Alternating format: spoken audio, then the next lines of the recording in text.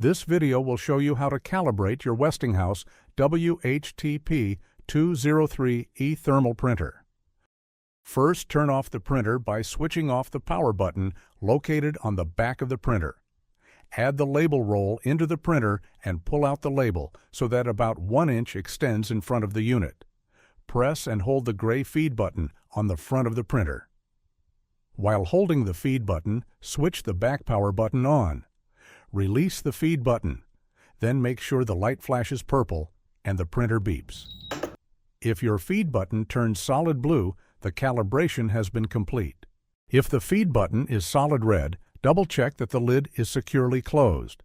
If it's blinking red, restart the printer and try the calibration again. If you're still running into issues, double-check that the label size set in your printer's settings matches the size of the labels loaded in the printer. Once confirmed, start the calibration process again. Thank you for choosing Westinghouse, and if you need any additional support, please call us at 877-474-4900.